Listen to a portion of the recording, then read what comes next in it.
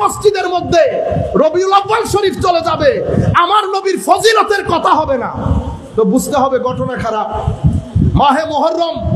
মাহে মুহররমের মধ্যে ইমামে হুসাইনকে পাশ কাটিয়ে, আলে বাইত রাসূলকে পাশ কাটিয়ে অন্য কোন নামে শিয়ত প্রচার হয়ে যাবে, অমুক প্রচার হয়ে যাবে, অন্য যেই কোন নামে আলে বাইত রাসূলের কথা বাদ দিয়ে আপনি যখন অন্য কোন সাহাবী, ইভেন আমিরে মুআবিয়া রাদিয়াল্লাহু তাআলা আনহু আরদা, এখন আমাদের নতুন রোগ হয়েছে না, মজলিস কারবালা, মজলিস কারবালা।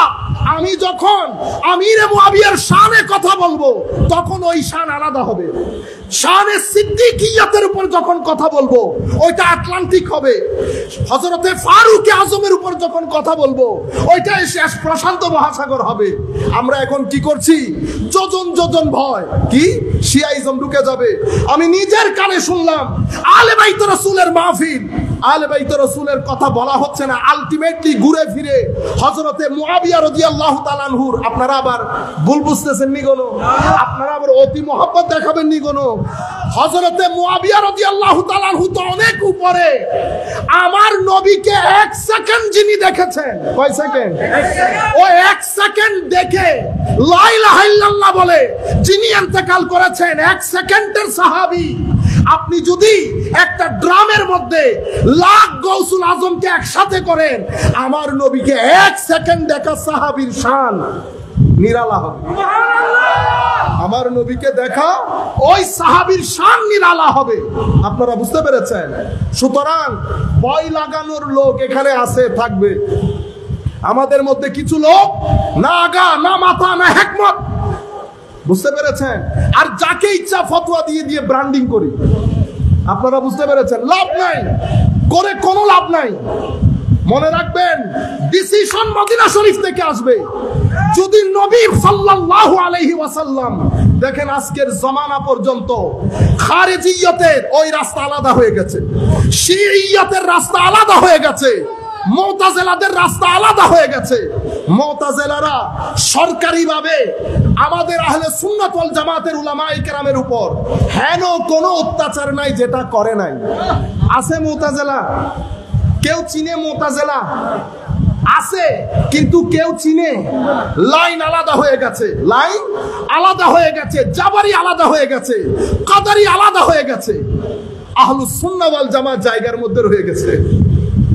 সাহাবায়ে কেরাম চলে গেছেন, আলে বাইত চলে গেছেন, তাবেঈন চলে গেছেন, ইমামে আজম এত বড় বড় আইম্মায়ে কেরাম চলে গেছেন।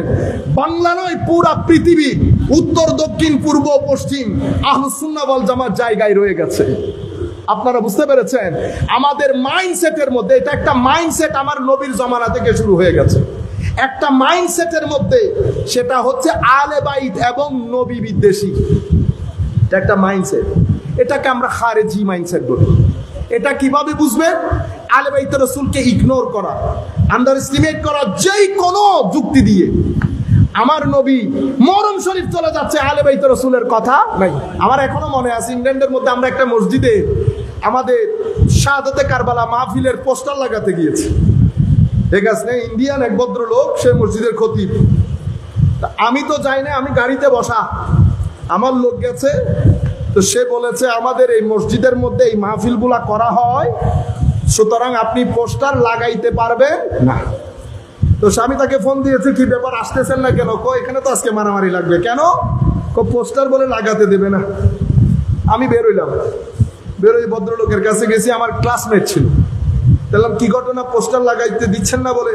আমাকে দেখার পর একটু নার্ভাস হয়ে গেছে। আসলে ভাইজান, আমরা তো এই ধরনের পোস্টার গুলা, কি বলেছে দেখছেন, এই ধরনের পোস্টার গুলা লাগাই না। তা আনলাম, পাশে জিমের পোস্টার লাগানো আছে। কিসে জিম করে না পোলা পাইন, ব্যায়ামের পোস্টার লাগানো আছে। 10ই কারবালার মাহফিলের পোস্টার এই ধরনের হয়ে গেছে। ঠিক আছে, তা আনলাম, এখন আমি ভাই কোরআন শরীফের মধ্যে 2টা মসজিদ পাইছি, একটা উসসিসা আলা তাকওয়া, একটা ওয়াল্লাযিনা তাখাযু মসজিদান দিরারা। তো আমাদের উলামায়ে কেরাম, আসাতিজায়ে কেরাম আমাদেরকে পড়াইছে যে মসজিদের মধ্যে আলে বাইত রাসূল এবং কারবালা ইগনোর হবে, বুঝতে হবে ওয়াল্লাযিনা তাখাযু মসজিদান দিরারা। আপনি কি মসজিদে দেরার? এটা তো আমি মসজিদে দেরারে আসি নাই, মুসলমানদের মসজিদের মধ্যে এসেছি। হয় এখানে আজকে ডিবেট হবে, হয় এখানে হয় লাগাইতে দেবেন আমি চলে যাব, নতুবা আমি অত্র এলাকার সমস্ত উলামায়ে কেরাম আপনি ডাকেন, আপনি ফয়সালা দিবেন শরীয়তের দৃষ্টিতে এটা না জায়েজ। শরীয়তের দৃষ্টিতে এটা জিমের পোস্টার লাগানো জায়েজ, ইমামে হুসাইনের মস্তক কাটা ওই কাহিনী উম্মতকে শোনানো এটা না জায়েজ। তখন বলার পরে উনি উনার কমিটি ভয় পেয়ে গেছে, একটু কমিটি ডেকে অবস্থা। বেটা আমি আপনাদেরকে বলছি, আপনারা আবার থাম্বনেইল লাগিয়ে যদি কেউ লাগান পরবর্তী থেকে ব্লক করে দেওয়া হবে, আপনাদের কারণে অসম্ভব অসুবিধার মধ্যে পড়ে যেতে হয়, আপনারা এটা মাথায় রাখবেন। পরবর্তীতে উনি জিনিসটা লাগাইতে দিছেন, তাও কি এক সাইডে করে।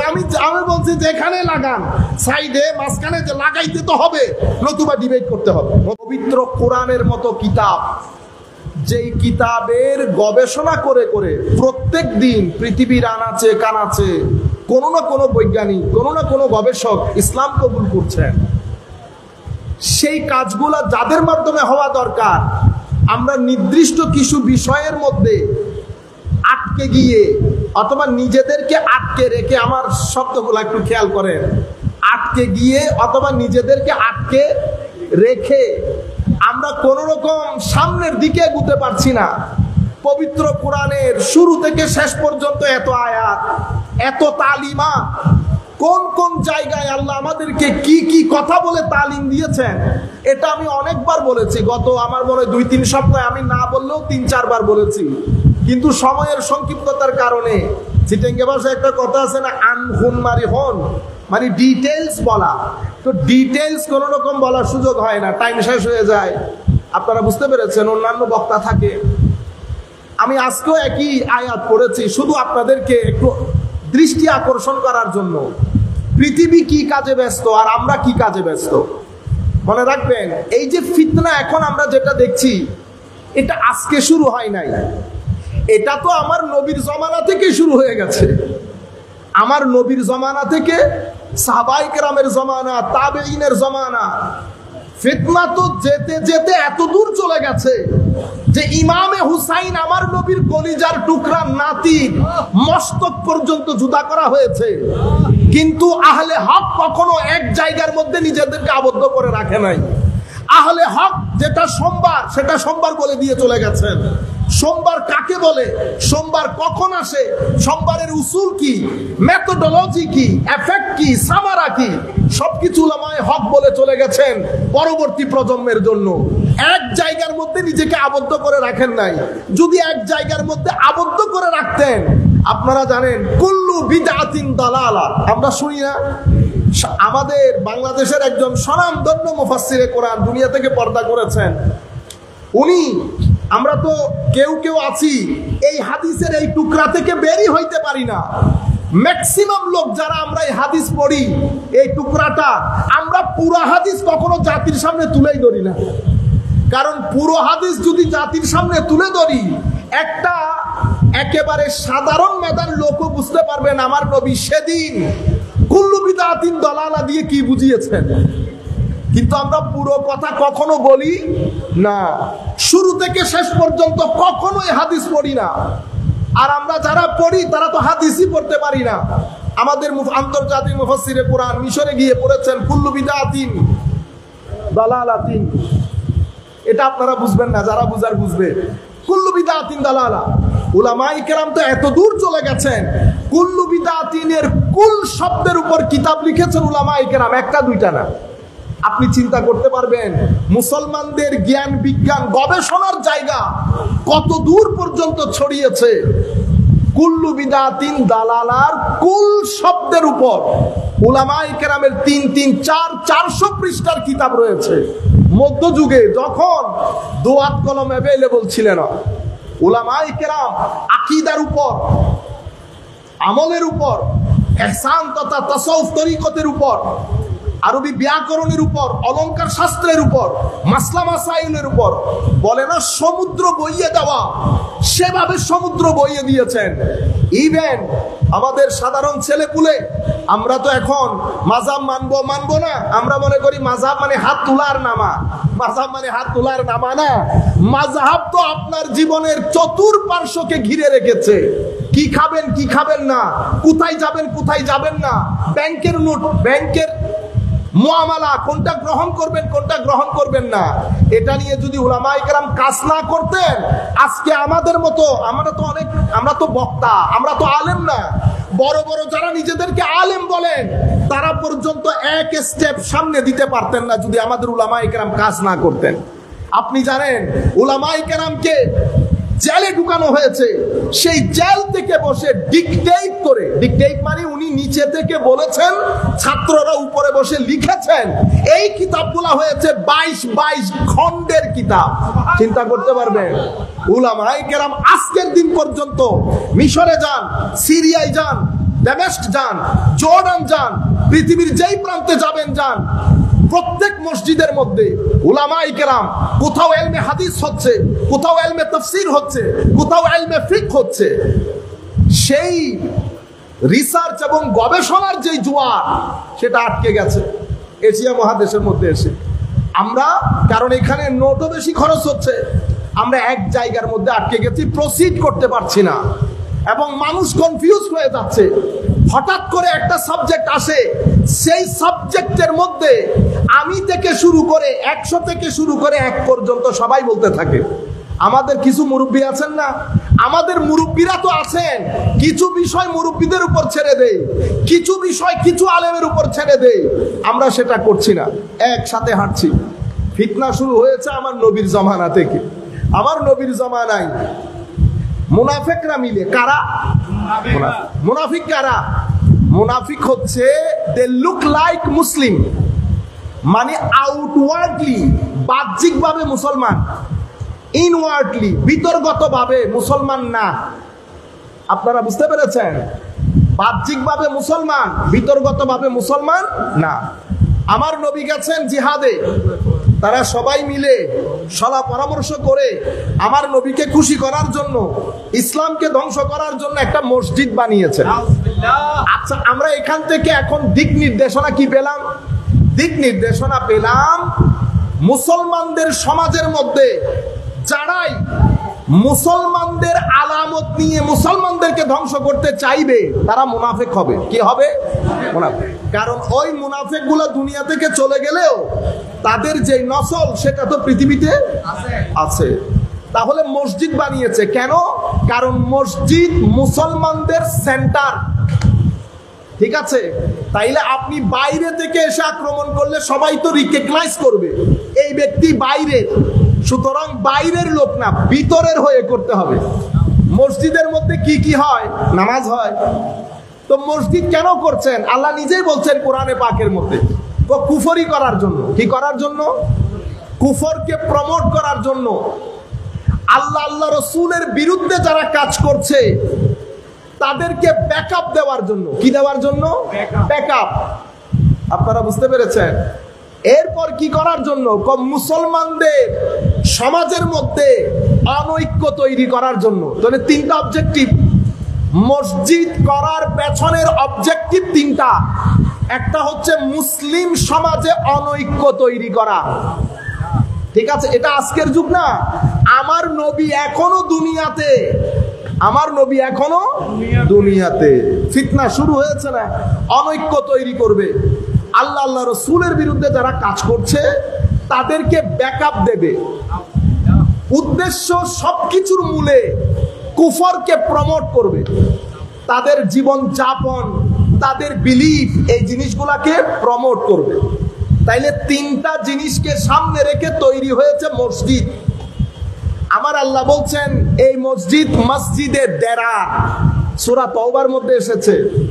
কোন জায়গায় আমার নবী বলেন নাই আজকের পর থেকে মসজিদে দেরার হবে না, এটা আমার নবী বলেন নাই। এটা জরুর বলেছেন যে আমার উম্মত কখনো শিরকের মধ্যে একমত পোষণ করবে না, শিরক করবে না। আপনারা বুঝতে পেরেছেন? এটা কত বড় ফিতনা চিন্তা করে দেখেন। নবী দুনিয়াতে, নবীকে রেখে আপনি মসজিদ বানিয়ে ফেলেছেন। এখন কি ওই নামে? আপনারা বুঝতে পেরেছেন? আচ্ছা, মুনাফিকের মসজিদ কেমনে চিনবো? কারণ এক ব্যক্তি যারা মসজিদ বানাচ্ছে, হৃদয়ের কথা তো আমরা জানি না আপনি কোন উদ্দেশ্যে বানিয়েছেন, এটা তো আল্লাহ জানেন। তো আমরা বুঝবো কি করে? আমার নবী মুনাফিকদের কিছু আলামত বর্ণনা দিয়েছেন। আল্লাহ কোরআনে পাকের মধ্যে মুনাফিকদের কিছু আলামত বর্ণনা দিয়েছেন। কি কি? যেই মসজিদের মাধ্যমে মুসলমানদের মধ্যে অনৈক্য তৈরি হবে, বুঝতে হবে সেই মসজিদের পেছনে হাত মুনাফিকদের। এটা তারা বুঝতে পারুক, অথবা আমরা এটা বলছি না যে এদের পরিপূর্ণ ধারণা আছে নেফাকতের ব্যাপারে, আমরা এটা বলছি না, হয়তো সে জানেও না, কিন্তু কোরআনের আয়াতের আলোকে আমরা বলতে পারছি যে এই মসজিদের মধ্যে এই ঘটনাগুলা ঘটবে। কি ঘটনা? প্রথম, অনৈক্য তৈরি হবে সমাজের মধ্যে, মানুষ কানাঘুষা করা শুরু করবে, সমাজ পাঠ হয়ে যাবে, ফিতনা তৈরি হবে। বুঝতে হবে এই মসজিদ মসজিদে দেরারের কন্টিনিউয়েশন, এটা মসজিদে দেরারের ঐতিহাসিক ব্যাকগ্রাউন্ড থেকে এসেছে। কেন মুসলমানদের মধ্যে অনৈক্য তৈরি হচ্ছে? ওই ব্যক্তি সেটা বুঝুক আর না বুঝুক, বুঝতেও পারে নাও বুঝতে পারে। সম্মানিত উপস্থিতি, আর কি কি? যেই মসজিদের মধ্যে বক্তব্যে আমার নবীকে হালকা করা হবে, বক্তা শ্রোতা যখন বক্তব্য শুনবে সে মনে করবে নবী আর কি, নবী আর কি। যেমন আমরাও তো বক্তব্য কিছু শুনি, না শুনলে তো আইডিয়া থাকবে না। ভারতীয় উপমহাদেশের বর্তমানে যাকে সবচেয়ে বড় ইন্টেলেকচুয়াল স্কলার মনে করা হয়, আমি নাম বলবো না, ওনাকে জিজ্ঞেস করা হয়েছে একটা প্রশ্ন যে আমাদের এখানে রবিউল আউয়াল শরীফ আসলে কেউ রবিউল আউয়াল নিয়ে অনেক বেশি আমাদের কথা বলছে। তারা এটাও বলে যে আমার নবী, আল্লাহ রাব্বুল আলামিন আমার নবীকে সৃষ্টি না করলে আর কাউকে সৃষ্টি করতেন না, কোনো কিছুই সৃষ্টি হতো না, এবং সমস্ত নবী আমার নবীর দরবারের সওয়ালি। এই বিষয়ে আপনি কি অভিমত ব্যক্ত করবেন? উনি কথাগুলো এমন করে বলেছে, আমি সব কথা তো আপনাদেরকে বলতে পারবো না, আপনি শুধু কথা বলার ধরনটা দেখেন, এটাকে বলে খারেজি ধরন। কি ধরন? খারেজি ধরন। কনসেপ্ট যেরকম, মাইন্ডসেট যেরকম সেরকম। কিরকম? ও আচ্ছা, না সকল নবী, এটা মুসলমানদেরকে আসলে কোরআনে পাক থেকে শিক্ষা নেওয়া উচিত। কোরআনের মধ্যে সেই ধরনের কোনো আয়াত আসে নাই। কোরআনের মধ্যে এসেছে লা নুফাররিকু বাইনা আহাদিন মির রাসূলি, আমরা আম্বিয়া এবং রাসূলদের মধ্যে ফারাক করব না, সবাই আল্লাহর পক্ষ থেকে এসেছে। আপনারা বুঝতে পেরেছেন? কথা বলার ধরন দেখলেন? আরো নিচে নেমেছে, আমি নিচে যাচ্ছি না, কারণ ওগুলা বললে ইমানের গায়রত নষ্ট হয়ে যাবে। এই জন্য আমরা যারাই নির্দিষ্ট একটা উদ্দেশ্য নিয়ে কথা বলি, যারাই একেবারে যে কোনো বলয়ে প্ল্যাটফর্মে আমরা কি করি, পিক এন্ড চুজ করি, যেটা আমার সাথে স্যুট করবে সেটা বলি, আর একটা হাইড করি। ও লা নুফাররিকু বাইনা আহাদিন মির রুসুলি যেমন এসেছে কোরআনে পাকের মধ্যে, ঠিক সেরকম তিলকার রুসুলু ফাদ্দালনা বা'দাহুম আলা বা'দ মিনহুম মান কাল্লামাল্লাহু ওয়া রাফা বা'দাহুম দারাজাত। এই আয়াতও এসেছে। এই আয়াত আল্লাহ কি বলেছেন? এই রাসূলদের মধ্যে সবাই এক স্ট্যাটাসের না, কাউকে কারো উপর অনেক ফজিলত দেওয়া হয়েছে।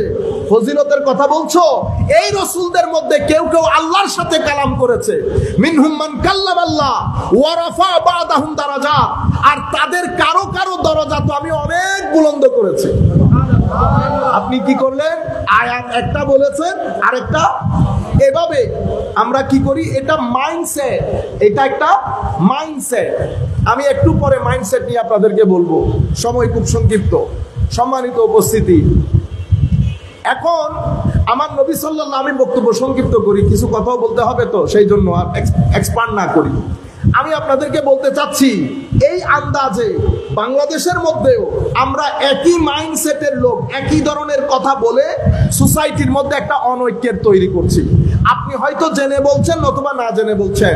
যেই মসজিদের মাধ্যমে অনৈক্য তৈরি হবে, যেই মসজিদের মধ্যে বক্তা বক্তব্য দেওয়ার সময় আমার নবী সাল্লাল্লাহু আলাইহি ওয়াসাল্লাম সম্পর্কে একটু হালকা কথা বলবে, নবী আর কি, অন্যান্যদের মতো নবী, ওনার এই জীবন অনুকরণীয় ওই জীবন অনুকরণীয় না। উনি আসলে এসেছেন 40 বছর পরে নবী হয়েছেন। এই যে এই জবান, এটা আজকের জবান না, এই জবানের হিস্ট্রি অনেক পিছনে। এটা যে উনি আজকে নতুন কথা বলছেন সেরকম না, এটা হয়ে হয়ে আসতেছে। এটা একটা মাইন্ডসেট। আমি আপনাদের সম্মুখে কোরআন হাদিস বাদে, আমরা তো কোনো আলেম না, আমার নবীর ব্যাপারে বলা হচ্ছে ওয়ালাকুম ফি রাসূলিল্লাহি উসওয়াতুন হাসানাহ। তোমাদের জন্য নবীর মধ্যে উসওয়ায়ে হাসানা রয়েছে। সমস্ত নবী উত্তম চরিত্রের, কোনো সন্দেহ নাই, কিন্তু আমার নবীর যখন উত্তম চরিত্র তুলে ধরা হয়েছে, কি বলেছেন? ওয়া ইন্নাকা লা আলা খুলুকিন আজিম। কোন নবীর ক্ষেত্রে না, আমার নবীর ক্ষেত্রে এসে ওয়া ইন্নাকা লা আলা খুলুকিন আজিম। যাই হোক, ওয়ালাকুম ফি রাসূলিল্লাহি উসওয়াতুন হাসানাহ, তোমাদের জন্য নবীর জীবনে উত্তম আদর্শ রয়েছে। আমার ছেলের বয়স ধরেন 10 বছর, রুবাব ভাইজানের মেয়ের বয়স ধরেন 15 বছর। উনি এসে রুবাব ভাইজানকে বলতেছেন, অথবা রুবাব ভাইজানের ছেলে বলতেছে, আমি নবীর মতো করে চলতে চাই, নবীর মতো করে। তো রুবাব ভাইজান যদি বলে তুমি তো চলতে পারবা না, কারণ নবী তো নবী হয়েছেন 40 বছর পরে। কয় বছর পরে? 40 বছর পরে। তুমি 40 বছরের হও আগে, এরপরে তুমি নবীর আদর্শ ধারণ করতে পারবে। তার আগে তুমি নবীর আদর্শ ধারণ করতে পারবে, কারণ জীবন 3 ধাপের। কয় ধাপের? ধরনের না, ধাপে। মাদ্রাসার ছেলেরা বেটা এই টেকনিক্যালিটি গুলো মাথায় রাখবেন, আর একটু লেখাপড়া করবেন। বক্তা হওয়ার দরকার নাই, আমার নবীর দিন বাঁচান। বুঝতে পেরেছেন? আমাদের মতো বক্তা আপনাদের হৃদয়ে আগুন জ্বালিয়ে দিয়েছে টাকা পয়সা, এগুলা থেকে নিজেদেরকে মুক্ত করেন। আল্লাহ রসুলকে খুশি করার চেষ্টা করেন, ইবাদতমুখী হন, সিজদামুখী হন, নিজের ভিতরে হেদায়েতের নূর জ্বালানোর চেষ্টা করেন। বছরে সপ্তাহে মিনিমাম 2-3 বার আল্লাহর ওলিদের মাজার জিয়ারত করে সেখানে রিয়াজত করেন, ভিতরে নূর আসুক। ডানের মানুষ কি বলে, বামের মানুষ কি বলে, কোথাও যেতে হবে না। মাওলাই করিম যখন তাকওয়ার নূর জ্বালিয়ে দেবে, সেখানে আল্লাহ আপনাকে একটা প্যারামিটার দান করবেন, একটা রুলার দান করবেন। সেই রুলার দিয়ে দিয়ে আপনি বুঝতে পারবেন কোনটা হক কোনটা বাতিল। আমার আল্লাহ অবশ্যই সব সময় আপনাকে হকের উপর রাখবে। যখন মানুষ ফিতনার মধ্যে নিমজ্জিত থাকবে, আমার আল্লাহ ছোট্ট একটা দরজা কেটে আপনাকে হকের দরজা দিয়ে বের করে দেবে। এটা শুধু এলম দিয়ে হয় না, এটার জন্য সোহবত লাগে, এটার জন্য সিজদা লাগে, আমার নবীর ফুয়ুজাত লাগে। আমার নবীর ফুয়ুজাত নসিব হওয়ার জন্য নবী যেটাতে ইন্টারেস্ট ফিল করতেন সেই আন্দাজে কাজ করতে হবে। আপনি কাউকে জিজ্ঞেস করার দরকার নাই, কোন আলেমকে জিজ্ঞেস করার দরকার নাই। আপনার কর্মের উপর, ডেইলি কাজের উপর, আপনার ফাতোয়ার উপর আল্লাহ রাসূল রাজি কিনা সেটা আপনি তাহাজ্জুদের জায়নামাজে বসে আল্লাহ রাসূলকে হাজির নাজির করে চিন্তা করে দেখেন। আপনার ফতোয়ার উপর, আপনার এই সমস্ত ডিগবাজির উপর আল্লাহ রাসূল রাজি আছে কিনা। মানুষ সবচেয়ে বড় বিচারক, আমি আমার সবচেয়ে বড় বিচারক, কারো কাছে যেতে হয় না। কিন্তু আমরা কেউ এদিকে, কেউ ওদিকে, কেউ অমুক বলয়কে খুশি করতে হয়। ছাত্রদেরকে বলছি, গত কিছুদিন আগে ক্লাসের মধ্যে আমরা, আপনারা যারা আকায়েদে নসফি পড়েন, আমরা ছাত্রদেরকে পড়াচ্ছিলাম। হঠাৎ করে আমার মাথায় আসলো আকিদায়ে নসফির মধ্যে শুরুর দিক থেকে সুফুস্তাইয়া বলি, সফিস্ট, এরা আজকের দুনিয়ার না, এরা গ্রিক ফিলোসোফারদের আগের হেলেনিস্টিক সময়কালের ফিলোসোফার। যারা গণিত করেন তারা চিনবেন পিথাগোরাস, অ্যাক্সিগোরাস। এরা হচ্ছে আজকের না, সক্রেটিস আসারও আগে। তো এদের মধ্যে গ্রুপিং ছিল, কি ছিল? আপনারা আজকে মনে করতেছেন গ্রুপিং তাদের ভিতরেও ছিল। কেউ ইন্দিয়া, কেউ ইনাদিয়া, কেউ লা আদরিয়া। আমি শুধু লা আদরিয়ার কথা বলি। লা আদরিয়া মানে আমি জানি না। উনি কি মানুষ? হতে পারে। উনি মানুষ না? জানি না। আপনি দেখছেন ব্যালেন্স কিভাবে রক্ষা করতেছে। মানে এক ছাত্র আমাকে জিজ্ঞেস করছে, তো স্যার ওনারা এত বড় বড় দার্শনিক, তারা এই ধরনের কথা কেমনে বললো? আসলে তো কথা ঠিক। দার্শনিক হয়ে আমার ইমামে রাজি বলতেছেন তাদেরকে লেখাপড়া করো। তো এখন আমার মাথার মধ্যে লাগছে না কিছু একটা তো আছে। আমি খুঁজতে খুঁজতে কি ঘটনার কারণে তারা বলয় রক্ষা করছে। কি রক্ষা? ব্যালেন্স বলতেছি না, বলয়। আমরা সবাই বলয়ের কারণে, সবাই বলয়ের কারণে হক কথা বলতে ভয় পেয়ে যায়। ইন্না লিল্লাহি ওয়া ইন্না ইলাইহি রাজিউন। হকের কারণে সোমবারকে সোমবার বলি না, মঙ্গলবারকে মঙ্গলবার বলি না। ফতোয়া পর্যন্ত তিন ভাগে বিভক্ত হয়ে গেছে। কিছু নফসানি ফতোয়া, কিছু সিয়াসি ফতোয়া, আর কিছু এলমি ফতোয়া। এলমি ফতোয়া তো বন্ধ হয়ে গেছে। কেউ সিয়াসতের কারণে ফতোয়া দেয়, কেউ নফসানিয়তের কারণে ফতোয়া দেয়। আমি আপনাদেরকে মাদ্রাসার ছেলেদেরকে বলছি, কিছু নামাজ দোয়া পড়েন, তাকওয়া পরহেজগারি ইখতিয়ার করেন। আল্লামা নুরুল মুনাওয়ারদের মতো রাহমাতুল্লাহি আলাইহি ওনাদের মতো ব্যক্তিত্ব গড়ে তুলেন। কেউ আপনাদেরকে ইচ্ছে করে পানিতে নামাইতে পারবে না। যতক্ষণ পর্যন্ত আল্লাহর ইশারা না হবে আপনাকে পানিতে নামতে হবে না। আজকে দেখছেন দুনিয়া থেকে চলে যাওয়ার পরেও লাখ আলেম উলামা, আমি ঢাকা থেকে আমার লাখ টাকা দিলেও আমি আসতাম না কোনোদিন। শুধুমাত্র কি কিছুদিন আগেও আমাকে বলা হয়েছে যে আমি তখনও ঢাকা থেকে কত কষ্ট করে আসতে হয়েছে হাশমি সাহেবের উরুস। এখন হাশমি সাহেবের উরুস না করা যায়, দরবার শরীফের কারোর কথাতে না বলা যায় না।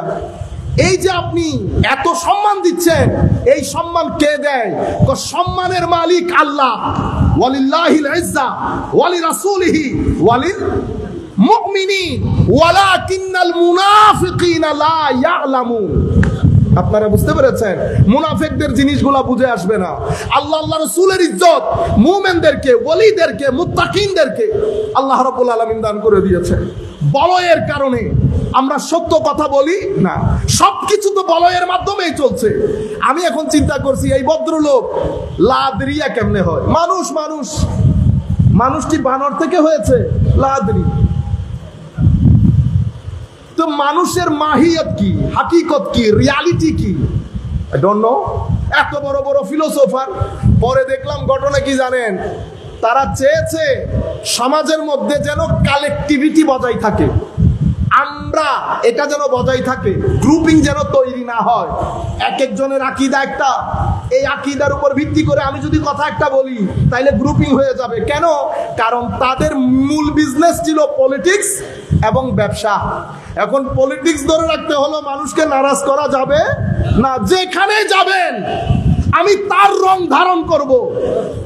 সুফিয়ায়ে কেরামের মজলিসে আসলে সুফি, অন্য ঘরানার কাছে গেলে মনে রাখবেন, আমি যখন বড় জায়গায় যাব, আমাকে সরকারি পর্যায়ে যাব, সব জায়গায় যেতে হবে, কিন্তু আমি সব রঙে রঙিন হব না। সব রঙে রঙিন হওয়া মুনাফিকি। কি জিনিস? মুনাফিকি। সবার কাছে যাব, আমার আইডেন্টিটি বরকরার রাখবো। এটাকে সুন্নতে রাসূল বলে। এটাকে সুন্নতে রাসূল বলে। আমার নবী যখন মদিনার সনদ রচনা করছেন, সমস্ত ইহুদি নাসারা সিগনেচার করেছে। আমার নবীর যে আইডেন্টিটি, আল্লাহ, রাসূল, কবর, হাসর, আমার ইসলাম, আমার দ্বীন, আমার নবী এটাকে চুল পরিমাণ ছাড় দেন নাই। আপনারা বুঝতে পেরেছেন?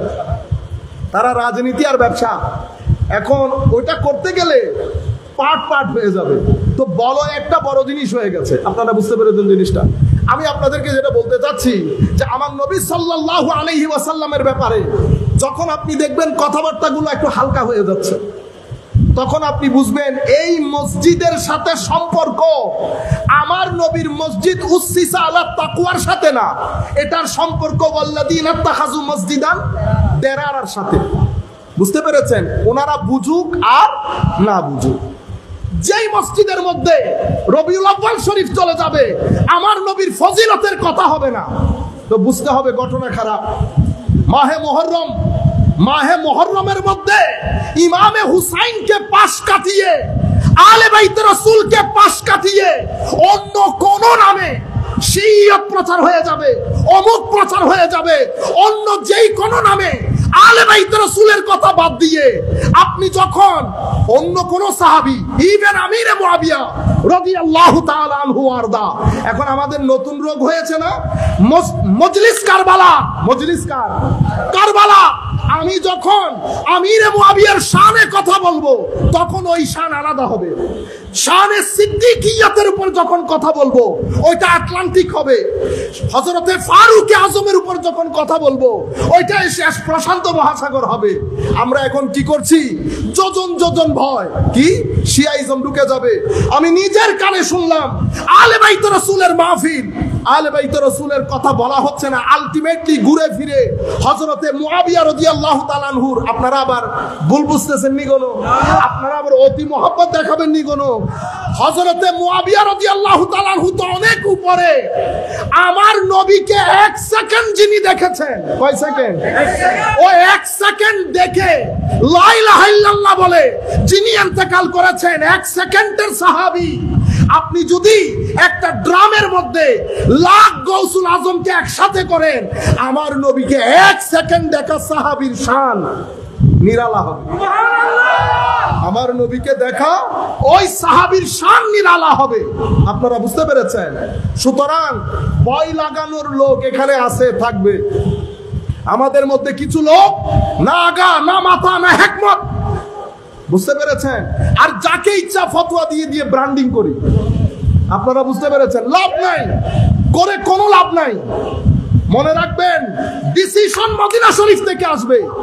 যদি নবী সাল্লাল্লাহু আলাইহি ওয়াসাল্লাম দেখেন, আজকের জামানা পর্যন্ত খারেজিয়তের ওই রাস্তা আলাদা হয়ে গেছে, শিইয়তের রাস্তা আলাদা হয়ে গেছে, মুতাজিলাদের রাস্তা আলাদা হয়ে গেছে। মুতাজিলারা সরকারিভাবে আমাদের আহলে সুন্নাত ওয়াল জামাতের উলামায়ে কেরামের উপর হেন কোনো অত্যাচার নাই যেটা করে নাই। আছে মুতাজিলা? কেউ চিনে মুতাজিলা? আছে, কিন্তু কেউ চিনে? লাইন আলাদা হয়ে গেছে, লাইন আলাদা হয়ে গেছে, জাবারি আলাদা হয়ে গেছে, কাদারি আলাদা হয়ে গেছে। আহলুস সুন্নাহ ওয়াল জামাত জায়গার মধ্যে রয়ে গেছে। সাহাবায়ে কেরাম চলে গেছেন, আলে বাইত চলে গেছেন, তাবেঈন চলে গেছেন, ইমামে আজম এত বড় বড় আইম্মায়ে কেরাম চলে গেছেন। বাংলা নয়, পুরা পৃথিবী, উত্তর দক্ষিণ পূর্ব পশ্চিম আহলুস সুন্নাহ ওয়াল জামাত জায়গায় রয়ে গেছে। আপনারা বুঝতে পেরেছেন? আমাদের মাইন্ডসেটের মধ্যে, এটা একটা মাইন্ডসেট আমার নবীর জামানা থেকে শুরু হয়ে গেছে। একটা মাইন্ডসেটের মধ্যে, সেটা হচ্ছে আলে বাইত এবং নবী বিদ্বেষী। এটা একটা মাইন্ডসেট, এটাকে আমরা খারেজি মাইন্ডসেট বলি। এটা কিভাবে বুঝবেন? আলে বাইত রাসূলকে ইগনোর করা, আন্ডার এস্টিমেট করা, যেই কোনো যুক্তি দিয়ে। আমার নবী মরম শরীফ চলে যাচ্ছে, আলে বাইত রাসূলের কথা নাই। আমার এখনো মনে আছে, ইংল্যান্ডের মধ্যে আমরা একটা মসজিদে আমাদের শাহাদাতে কারবালা মাহফিলের পোস্টার লাগাতে গিয়েছি। ঠিক আছে, ইন্ডিয়ান এক ভদ্রলোক, সে মসজিদের খতিব। আমি তো যাই না, আমি গাড়িতে বসা, আমার লোক গেছে। তো সে বলেছে, আমাদের এই মসজিদের মধ্যে এই মাহফিলগুলা করা হয়, সুতরাং আপনি পোস্টার লাগাইতে পারবেন না। তো আমি তাকে ফোন দিয়েছি, কি ব্যাপার, আসতেছেন না কেন? এখানে তো আজকে মারামারি লাগবে। কেন? পোস্টার বলে লাগাতে দেবে না। আমি বেরোইলাম, বেরোই ভদ্রলোকের কাছে গেছি, আমার ক্লাসমেট ছিল। বললাম, কি ঘটনা, পোস্টার লাগাইতে দিচ্ছেন না বলে? আমাকে দেখার পর একটু নার্ভাস হয়ে গেছে। আসলে ভাইজান, আমরা তো এই ধরনের পোস্টার গুলা, কি বলেছে দেখছেন, এই ধরনের পোস্টার গুলা লাগাই না।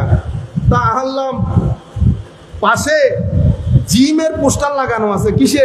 জিম করে না পোলা পাইন, ব্যায়াম ব্যায়াম ব্যায়ামের পোস্টার লাগানো আছে। 10ই কারবালার মাহফিলের পোস্টার এই ধরনের হয়ে গেছে। ঠিক আছে, তা আনলাম, এখন আমি ভাই কোরআন শরীফের মধ্যে 2টা মসজিদ পাইছি, একটা উসসিসা আলাত তাকওয়া, একটা ওয়াল্লাযিনা তাখাযু মসজিদান দিরারা। তো আমাদের উলামায়ে কেরাম, আসাতিজায়ে কেরাম আমাদেরকে পড়াইছে যে এই মসজিদের মধ্যে আলে বাইত রাসূল এবং কারবালা ইগনোর হবে, বুঝতে হবে ওয়াল্লাযিনা তাখাযু মসজিদান দিরারা। আপনি কি মসজিদে দেরার? এটা তো আমি মসজিদে দেরারে আসি নাই, মুসলমানদের মসজিদের মধ্যে এসেছি। হয় এখানে আজকে ডিবেট হবে, হয় এখানে হয় লাগাইতে দেবেন, আমি চলে যাব, নতুবা আমি অত্র এলাকার সমস্ত উলামায়ে কেরাম আপনি ডাকেন, আপনি ফয়সালা দিবেন শরীয়তের দৃষ্টিতে এটা না জায়েজ, শরীয়তের দৃষ্টিতে এটা জিমের পোস্টার লাগানো জায়েজ, ইমামে হুসাইনের মস্তক কাটা ওই কাহিনী উম্মতকে শোনানো এটা না জায়েজ। তখন বলার পরে উনি উনার কমিটি ভয় পেয়ে গেছে, একটু কমিটি ডেকে অবস্থা। বেটা, আমি আপনাদেরকে বলছি, আপনারা আবার থাম্বনেইল লাগিয়ে যদি কেউ লাগান, পরবর্তী থেকে ব্লক করে দেওয়া হবে। আপনাদের কারণে অসম্ভব অসুবিধার মধ্যে পড়ে যেতে হয়। আপনারা এটা মাথায় রাখবেন। পরবর্তীতে উনি জিনিসটা লাগাইতে দিছেন, তাও কি এক সাইডে করে। আমি বলছি যেখানে লাগান, সাইডে মাঝখানে যে লাগাইতে তো হবে, নতুবা ডিবেট করতে হবে। নতুবা আমি আপনাদেরকে বলতে চাচ্ছি, এই যে মাইন্ডসেট আলে বাইতে রাসূলেরটা, ইমামে হুসাইনেরটা লাগানো যাবে না, এটা খারেজি মাইন্ডসেট। এটা কি মাইন্ডসেট? খারেজি। আমাদের এখানে এই মাইন্ডসেটকে ট্যাকল করার জন্য আরেকটা মাইন্ডসেট সোসাইটির মধ্যে এসেছে। সেটা কি? সাহাবায়ে কেরাম এই জুলুম করেছে আল্লাহ রাসূলের উপর। ওমর নাউজুবিল্লাহ এত কম। এটাকে বলি শিয়া মাইন্ডসেট। কি মাইন্ডসেট? শিয়া। আবার কি বলে না, আমরা কিন্তু সাহাবায়ে কেরামকে মানি, কিন্তু ওমা মানি বলার পরে কিন্তু আসে, কমপ্লিট সেন্টেন্সের মধ্যে কিন্তু আসে না, কম্পাউন্ড সেন্টেন্সের মধ্যে কিন্তু আসে। একটা হচ্ছে সিম্পল, একটা কম্পাউন্ড, একটা কমপ্লেক্স বাক্য আছে না বাক্য। তো বাক্যের মধ্যে প্লেন বাক্য হইতে হবে। আমরা মানি, না মানলে ঈমানের দায়রা থেকে খারিজ হতে হয়। End of the story. এখন আপনি কি বলতেছেন? মানি তবে। তো মানি বলার পরে and, but, or, yet, and, so, therefore, এই কথাগুলো যে বাক্যের মধ্যে আসবে সেটা কখনো প্লেন বাক্য হবে না। গন্ডগোল করে ফেলছেন। আমি বলছি মনে রাখেন, এখানে আপনি প্লেন সিম্পল সেন্টেন্স বলতে হবে। মানি, কারো উপর যদি অসন্তুষ্টি থাকে ঈমানের দায়রা থেকে খারিজ হয়ে যাব। আপনারা বুঝতে পেরেছেন? এখন আমরা কি করি? আমরা হযরতে মুআবিয়া রাদিয়াল্লাহু তাআলা আনহুকে টার্গেট করে নেই ওদিক দিয়ে ঢুকার জন্য, অন্য কোন দিক দিয়ে ঢুকতে পারবো না, ওই দিক দিয়ে ঢুকার জন্য। আমার ভাইয়েরা, সাহাবায়ে কেরামের ওই পুরো বাউন্ডারি এটাকে ব্লক করে দেয়। ওখানে আমরা আর কোনো কথা বলবো না। যারা হইলে কোনো কিছু বলতে পারতেন, ইমামে আজম, ইমামে আজমের পূর্ববর্তী অতঃপর হুজুর গৌসুল আজম, কেউ বলছেন তো আপনি কে? কোন পুকুরের মাছ? আপনি তো এক সেকেন্ডে যিনি সাহাবী হয়েছেন, সাহাবী। আপনারা বুঝতে পেরেছেন? তাইলে একটা মাইন্ডসেট আলে বাইতে রাসূলকে মানতে পারছে না, আরেকটা মাইন্ডসেট সাহাবায়ে কেরামকে মানতে পারছে না। এটাকে আমরা শিয়া মাইন্ডসেট বলি, ওইটাকে আমরা খারেজি মাইন্ডসেট বলি। আপনারা বুঝতে পেরেছেন? পরবর্তী যুগে আরেকটা মাইন্ডসেট ডেভেলপ হয়েছে। সে মাইন্ডসেট কি? সে মাইন্ডসেট হচ্ছে তাসাউফ বলেন, মুহাব্বত বলেন, তাসাউফ বলেন, মুহাব্বত বলেন, ইশক বলেন, এই তাবৎ জিনিস যেই যেই জায়গার মধ্যে আলে বাইত রাসূল, সাহাবায়ে কেরাম, নবী সাল্লাল্লাহু আলাইহি ওয়াসাল্লাম এগুলার ফজিলতের বর্ণনা আছে, এগুলাকে বেদাত এবং শিরকের নাম দিয়ে সোসাইটি থেকে না করে দেওয়া। এই মাইন্ডসেটকে আমরা আল্লাহ পাক জানে ওয়াহাবি মাইন্ডসেট বলি। কি মাইন্ডসেট? ওয়াহাবি মাইন্ডসেট। বুঝতে পেরেছেন? আমি এই যে তিনটা মাইন্ডসেটের কথা বলেছি, এখন আপনি বলবেন হুজুর এটা তো কোনো আলেম যদি বলে দেয় তাইলে না বুঝবো। আলেম না হলে আমি এই উনি ওয়াহাবি মাইন্ডসেটের কিনা, কারণ উনি তো নামাজ আপনার চেয়ে বেশি পড়েন, সুন্নতে রাসূলের পেরোবি আপনার চেয়ে বেশি করেন, আমরা বুঝবো কি করে? আমার আল্লাহ উম্মতকে, আল্লাহর বান্দাদেরকে কোনো কষ্টে রাখেন নাই। আল্লাহ জিনিসটা ক্লিয়ার করে দিছে। কি? চেহারার মাধ্যমে। কিসের মাধ্যমে? যতই নামাজ পড়েন চেহারা অন্ধকার, চেহারা। আপনি আমার কথা তো শুনতেছেন কি? আমি কাউকে উপর করা নিচ করার দরকার নাই। আপনি আপনার 10 জন আলেমের লিস্ট করে তাদের চেহারা এক পাশে রাখেন, আপনার রুমের মধ্যে লাগান, এডিট করে না, অরিজিনাল। এবং যাদেরকে আপনি বেদাতি আলেম বলছেন, আল্লামা নুরুল মুসলিম মুনব্বর সহ পূর্ববর্তী জালালউদ্দিন আল কাদেরী, উবাইদুল হক নাঈমি, নুরুল মুনব্বর এবং ইমাম হাশমি রহমতুল্লাহ আলাইহি সহ আমাদের এখানেও কালো রঙের আলেম আছে না? আছে তো, তাদেরকেও নেন, লাগান। আপনি নিজেকে নিজে জিজ্ঞেস করেন কোন চেহারাগুলার রৌনক বেশি? বেদাতি গুলার বেশি না সুন্নতি, আপনার তথাকথিত সুন্নতি গুলার বেশি? আপনি দেখেন। আপনারা বুঝতে পেরেছেন? নাম্বার 1। নাম্বার 2, আপনি আপনার 10 জন ছাত্রের মুখ থেকে কথা শুনেন, তারা তাদের আকীদার বিরুদ্ধের লোক সম্পর্কে কি ধারণা রাখে? কি ধারণা রাখে জানেন? এরা মুশরিক, এরা বেদাতি, এরা বেদাতি, এরা হত্যার লায়েক। কিসের লায়েক? হত্যার লায়েক। আপনি অন্য যে কোনো মুসলমানকে জিজ্ঞেস করেন, উনি জিহ্বায় কামড় দেবে। আমার আল্লাহ কাউকে দুঃখের মধ্যে রেখে যান নাই। তো আমি আপনাদেরকে বলতে চাচ্ছি, নবীর জমানা থেকে এই পর্যন্ত এই যে মাইন্ডসেট, এটা এখনো পর্যন্ত আছে, এটা ভবিষ্যতেও থাকবে। এখন আমাদের বর্তমানে উম্মতে মুসলিমার প্রধানতম সমস্যা কি? আমাদের তো অনেক সমস্যা, নিঃসন্দেহে। উম্মতের প্রধানতম সমস্যা হচ্ছে এহানা। এহানা মানে অপমান করা। কেউ শানে রেসালতকে অপমানিত করছে, কেউ আবার সাহাবায়ে কেরামের সাহাবিয়তকে অপমানিত করছে, কেউ আহলে বাইত রাসূলকে অপমানিত করছে, কেউ আউলিয়ায়ে কেরামকে অপমানিত করছে, এবং এটাকে শরীয়তের বাইরের বলে মুসলমানদের মধ্যে অনৈক্য তৈরি করছে। সেইভাবে আমার নবী সাল্লাল্লাহু আলাইহি ওয়াসাল্লাম 40 বছর পরে নবী হয়েছেন, 40 বছর আগে নবী ছিলেন না। এটা আপনারা নওজুবিল্লাহ বলতেছেন না? হায় হায়, শুনতে শুনতে ড্যাড হয়ে গেছেন। মনে রাখবেন, এটা নতুন জিনিস না, এগুলো পুরানো জিনিস। এগুলা কি জিনিস? পুরানো জিনিস। আগে শোনা যাইতো না। কেন? কারণ আগে পেট্রো ডলারের মাধ্যমে এই আকীদাগুলা প্রমোটেড হয় নাই। এখন এই আকীদাগুলার পেছনে লাখ কোটি টাকা খরচ করা হচ্ছে। আমরা কারো সাথে একমত দ্বিমতের জন্য না। এই যে ঢাকা শহরের মধ্যে 80 বিঘা জমিন, ঢাকা শহরের 2 মাইল পর পর 10 তলা বিল্ডিং। আমার ভাই, আমরা একেবারে আবা খাবা জুব্বা পরে প্রত্যেকদিন মাইকের সামনে এসে আমাকে প্রশ্ন করা হয়েছে। হু আস্কড ইউ দিস কোয়েশ্চেন? কে করেছে আপনাকে প্রশ্ন?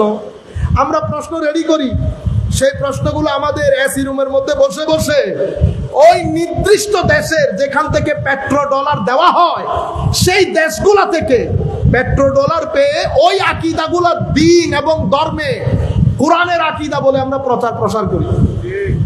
আপনারা বুঝতে পেরেছেন? নতুবা ওই যে আমি আপনাকে বলছি, আমার 15 বছরের ছেলে যদি আমার নবীর অনুসরণ করতে চায়, তাহলে তো এখন বলবো, বাবা নবীর অনুসরণ তুমি তো করতে পারবা না। নবীর অনুসরণ করতে হলে তোমাকে অবশ্যই 40 বছরে পদার্পণ করতে হবে। কেন? কারণ আমার নবী হয়েছেন 40 বছর পরে। 40 বছর পরে। তো এখন 40 বছর আগে আমাদের কম কোথায় যাবে? আল্লাহ তো বলছে তোমাদের জন্য রয়েছে, তোমাদের। তো তোমাদের মধ্যে কে কে আছে? আল্লাহ পবিত্র কোরআনের মধ্যে জীবনকে 3 ধাপের বলেছেন। কয় ধাপ? 3 ধাপ। এক ধাপকে আল্লাহ বলেছেন দুর্বলতা, শিশুকাল, যখন কেউ মুভ না করলে আমি মুভ করতে পারতাম না। দ্বিতীয় সময়টাকে আমার আল্লাহ বলেছেন কুওয়া, শক্তিশালী টাইম, যেটাকে আমরা ইউথ, আমাদের কি বলি, ইয়াংস্টার্স, বাংলায় কি বলে, যৌবনকাল। এই যৌবনকালকে আমার আল্লাহ শক্তিশালী বলেছেন, এটা একটা কাল। আরেকটাকে আমার আল্লাহ আবার বলেছেন দাফান ওয়া শাইবা, আবারও দুর্বলতার সময়। এটা কোনটা? কুহুলা মানি বৃদ্ধকাল, শিশুকাল, যৌবনকাল, বৃদ্ধকাল। এখন 40 বছর হচ্ছে যৌবনকালের লাস্ট বর্ডার। কি border? Last border. After that আপনি জীবনের সূর্যাস্তের সময়টাকে আপনি লিড করা শুরু করেন।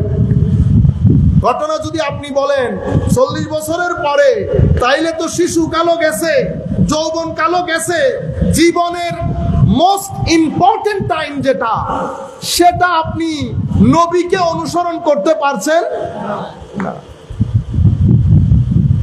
আপনারা বুঝতে পেরেছেন আমার কথাটা? মনে রাখবেন, আমি কোনো এগুলা নিয়ে ওয়াজ তকরীর করতেছি না, আমরা কোনো আলেম না, এগুলো বড় বড় আলেমরা বলবেন।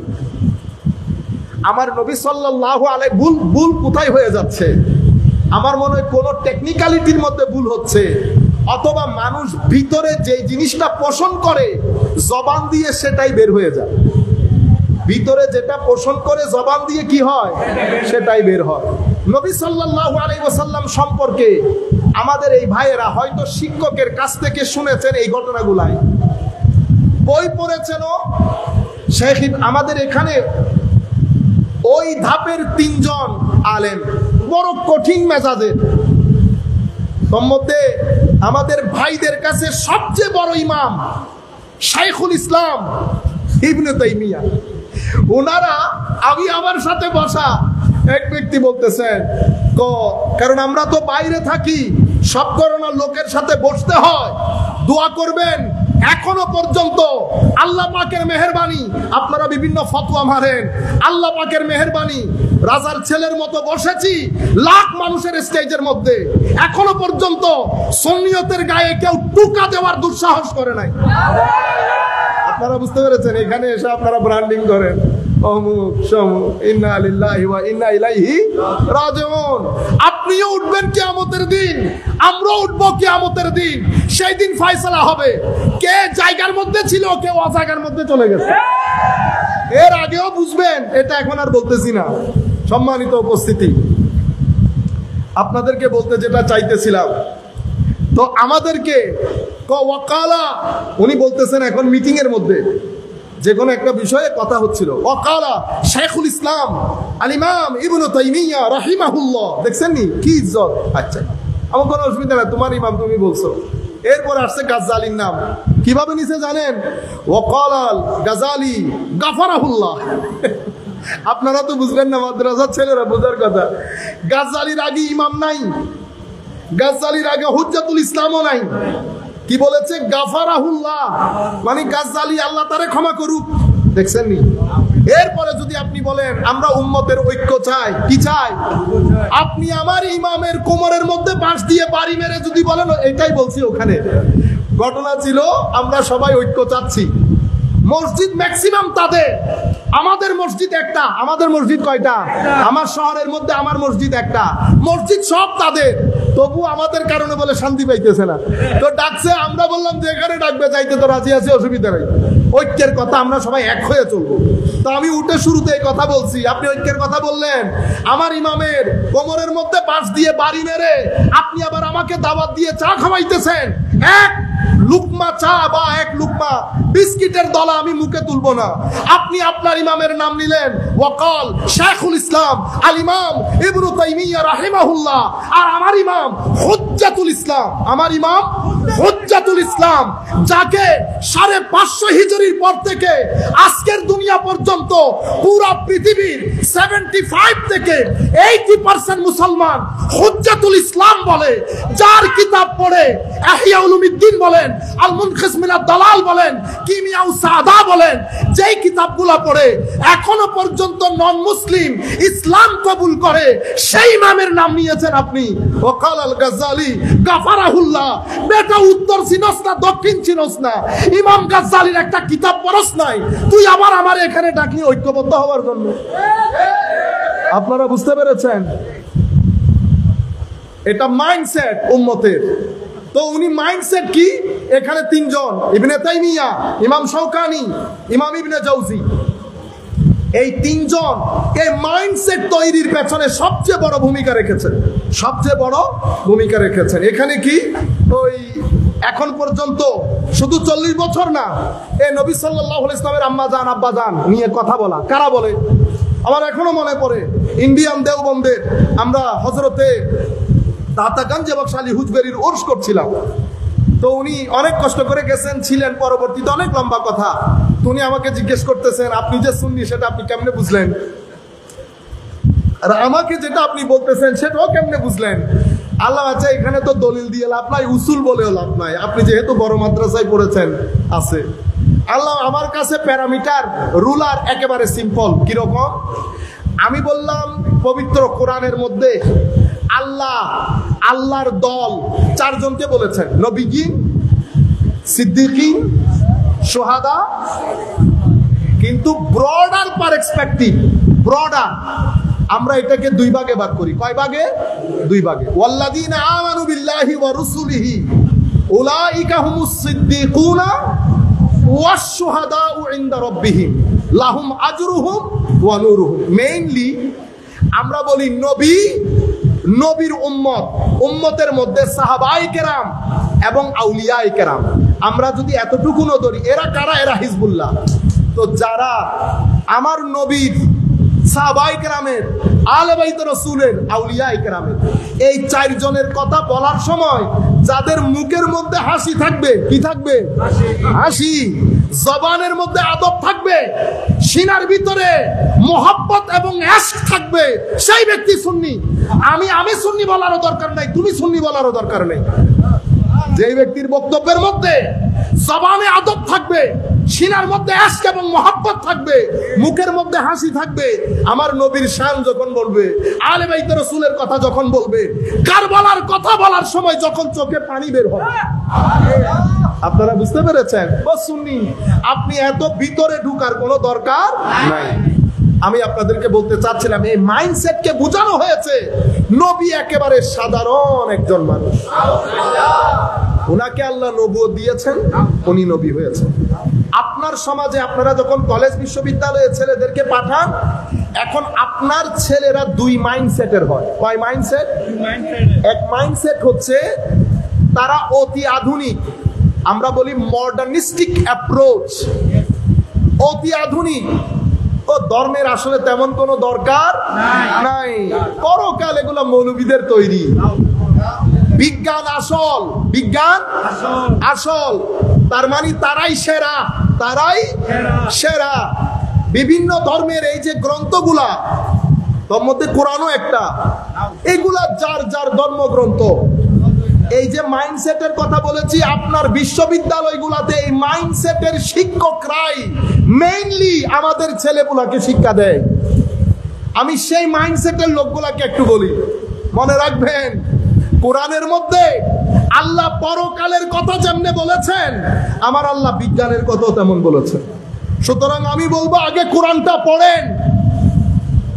ডক্টর গ্যারি মিলার, কানাডিয়ান বহু বড় সায়েন্টিস্ট, তার মতো ডিবেটার, মানে হয় না গাছকে যদি লোহা বলে, লোহা প্রমাণ করতে পারবে। যেমনে ম্যাথমেটিক্স তেমনি হিস্টোরিক্যাল জ্ঞান, একেবারে টাইটুম্বুর। তার বন্ধুরা তাকে কোরআন শরীফ দিয়েছে, তো তুমি এইটা পড়ে এখান থেকে ভুল ত্রুটি বের করে মুসলমানদের মুখে তালা লাগিয়ে দাও। বই পড়া শুরু করেছে সূরা নাহাল। কোন সূরা? সূরা নাহাল। সূরা নাহাল পড়তেছে, ওয়া আওহা রাব্বুকা ইলান নাহলি আনিত্তাখিজি মিনাল জিবালি বুয়ুতা ওয়া মিনাশ শাজারি ওয়া মিম্মা ইয়ারিশুন সুম্মা কুলি মিন কুল্লি সামারাত ফাসলুকি সুবুলা রাব্বিকি। এই আয়াতের মধ্যে আল্লাহ মধু পোকাকে 4 বার অ্যাড্রেস করেছেন। কয়বার? 4 বার। এই 4টা অ্যাড্রেস দেখে উনি আর সামনের আয়াতে চাইতে পারতেছে না। আমি আমার দেশের সমস্ত বড় বড় সেকুলার সায়েন্টিস্টদের দৃষ্টি আকর্ষণ করতেছি। মনে রাখবেন, আমি আমার জীবনে এবং আমার উস্তাদ ডক্টর আব্দুল হাকিম মুরাদ, ক্যামব্রিজ ইউনিভার্সিটির বিখ্যাত প্রফেসর এবং সুফি আল্লাহর ওয়ালি, ওনার মুখেও একই কথা শুনেছি। ওনারা তো প্রত্যেক দিন 3-4 জনকে ইসলাম গ্রহণ করায়, বড় বড় লোক, প্রফেসর, ইঞ্জিনিয়ার, সায়েন্টিস্ট। আমাদের কাছে তো ছোট ছোট লোকগুলো আসে। উনিও একই কথা বলেছেন।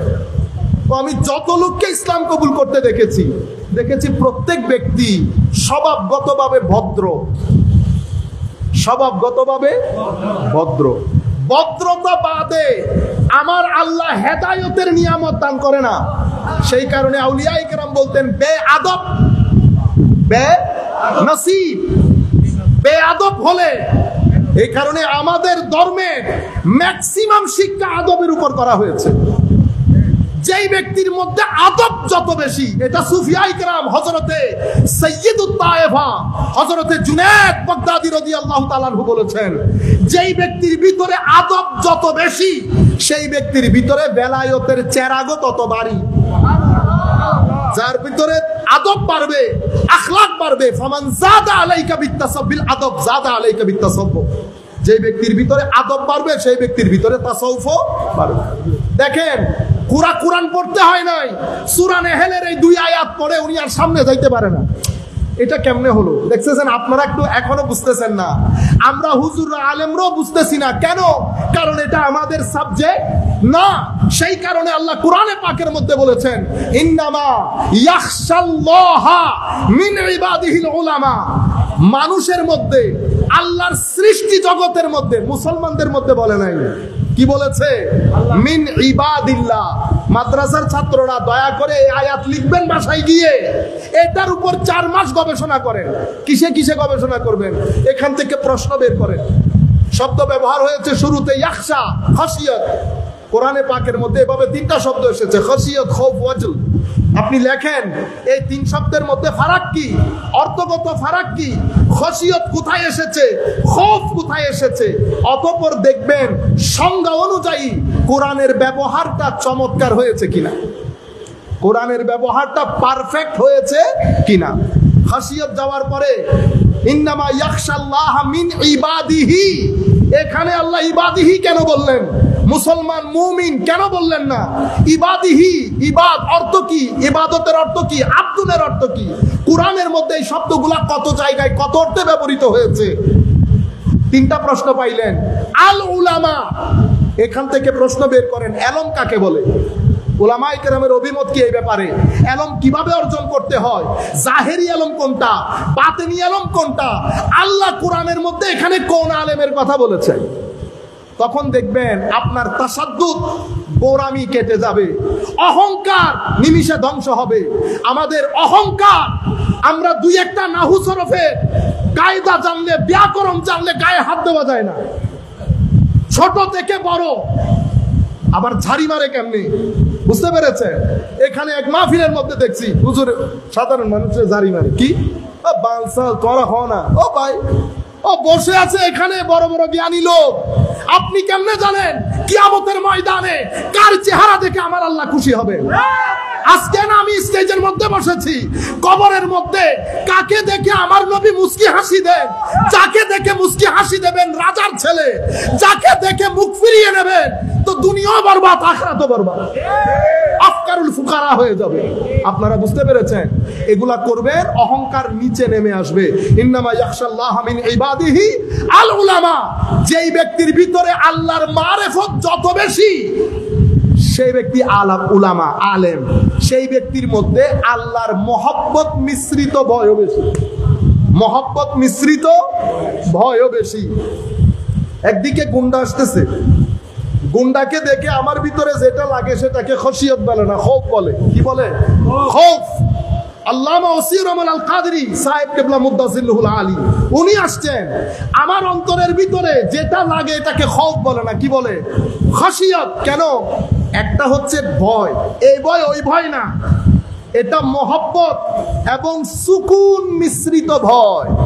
দেখতেও চায়, আবার বেয়াদবি হবে বলে ভয়ও লাগে, নারাজ হবে বলে ভয়ও লাগে। তো আশেক দূরে, আশেক দূরে, বাকি সবাই মাসুককে ঘিরে বসে আছে, আশেক দূরে বসে আছে। সবাই কেউ দেখে, কেউ ছবি তুলে। মাসুক হঠাৎ করে চিল্লানি দিয়ে বলে উঠে, কারণ আশেকের হৃদয়ে প্রশ্ন জেগেছে, হুজুর আজকেও কি দেখা করতে পারবো না? এই জিনিস মাথায় আসার দে আশেক, মাসুক আশেককে দেখে বলছে, তাকবীর দে, নারে তাকবীর, নারে রিসালাত, নারে গৌসিয়া, আহলে সুন্নাত ওয়াল জামাত। হুজুর আল্লামা মুফতি ওসির রহমান আল কাদরি সাহেব, হুজুর আল্লামা মুফতি ইব্রাহিম হানিফি সাহেব কেবলা, উলামায়ে আহলে সুন্নাত, ফারসি কুরুশ মুবারক, আল্লামা শাহসুফি সৈয়দ নুরুল মুনাওয়ার রাহমাতুল্লাহ আলাইহি। নারে তাকবীর, নারে রিসালাত, নারে গৌসিয়া, সাইয়েদ সাহেব মদিনা।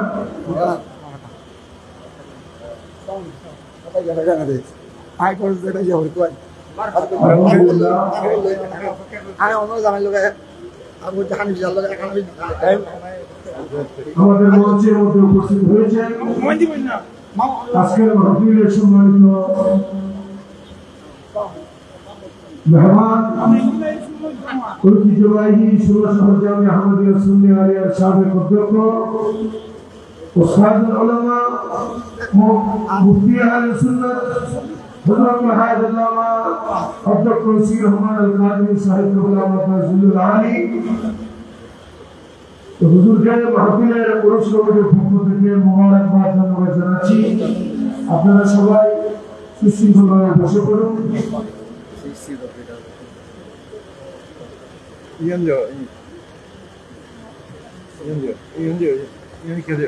হুজুর আল্লামা সাইদুল ইসলাম বাবা লাখাই মাদ্রাসাতুল্লাহ অসমাপ্ত তাকরীর শেষ করবেন। আপনারা সবাই সুশৃঙ্খলভাবে বসে পড়ুন।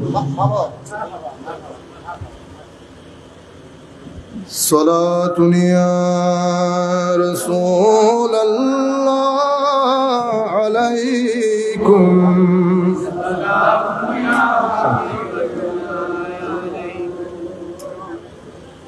صلاة يا رسول الله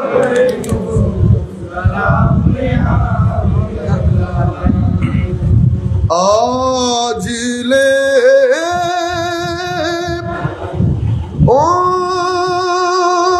کی پناہ آج مدد مانگ ان سے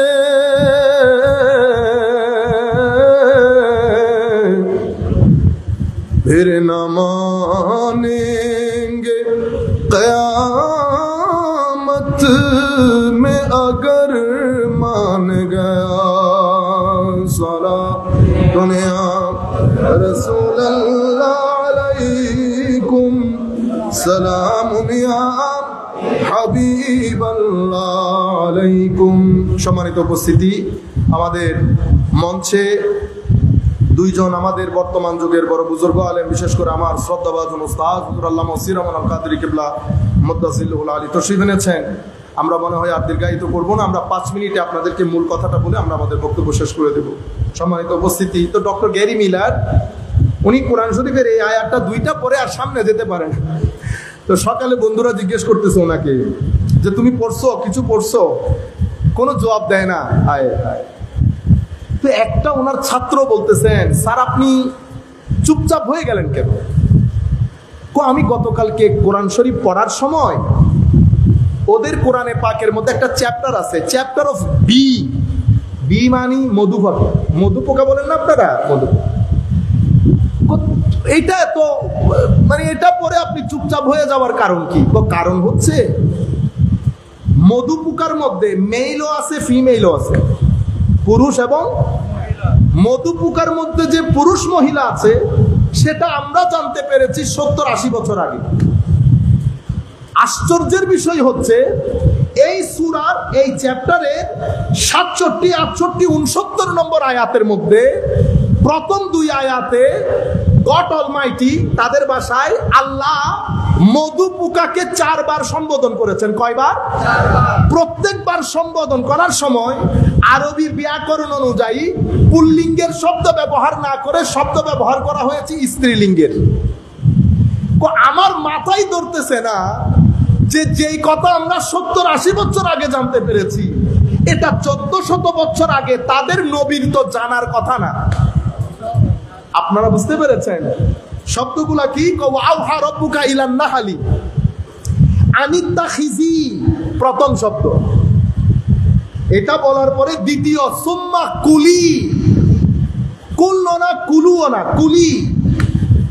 এরপরে কি কয়? এরপরে ফাসলু কি, এরপরে কি কয়? রব্বি কি, এখানে কি, এখানে ফাসলু কি, এখানে কুলি, অতঃপর আনিত্তাখিজি। আল্লাহর তো যদি এটা মানুষে লিখতো, মানুষের পক্ষে কখনো সম্ভব হতো না 4টা সম্বোধন স্ত্রীলিঙ্গ করতে। যদি কেউ একটু বেশি বুদ্ধি বিবেচনা করেও করত, পুল্লিঙ্গ ব্যবহার করত, স্ত্রীলিঙ্গ ব্যবহার করত, কারণ পাথর মারি যেখানে লাগে। কিন্তু এখানে কনফিডেন্স লেভেল এতটাই হাই, কারণ এটা যদি ক্রিয়েটর না হন এটা কোশ্চিনকালেও সম্ভব না। কোন মানুষ বলবে যে এটা মধু পোকার মধ্যে মেয়েদের কাজ। আরেকটা বড় বিষয় হচ্ছে মধু আহরণের ক্ষেত্রে টোটাল প্রসেসিং এর মধ্যে যে মধু পোকার মেয়েরাই থাকে, এটা কোরআনের জানার কথা না।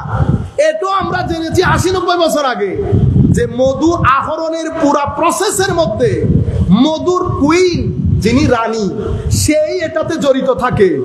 এটা তো কোরআনেরও জানার কথা না। মুহাম্মদ সাল্লাল্লাহু আলাইহি ওয়াসাল্লামেরও জানা কথা না। যেটা আমরা আজকে জেনেছি এটা আমার নবী 1400 বছর আগে আমাদেরকে বলে দিয়েছেন। তো আমার নবীর জ্ঞানের উপর স্যালুট করা দরকার না? উম্মত স্যালুট না করে উম্মত এখন আমার নবী কি কি জানেন না সেটা খুঁজে বের করে। আজিব বিষয়।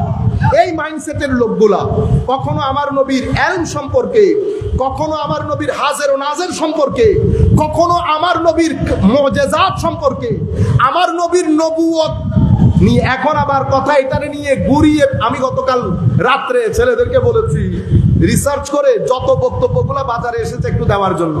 আমি শুনতেছি ইন্না লিল্লাহি ওয়া ইন্না ইলাইহি রাজিউন। ও ভাই, সত্যকে সত্য বলতে দোষ আছে না? ঘুরিয়ে ফিরিয়ে কেউ এন্ডোর্স করার চেষ্টা করছে, আমার শব্দগুলা খেয়াল করবেন, এগুলা বাজারে যাবে।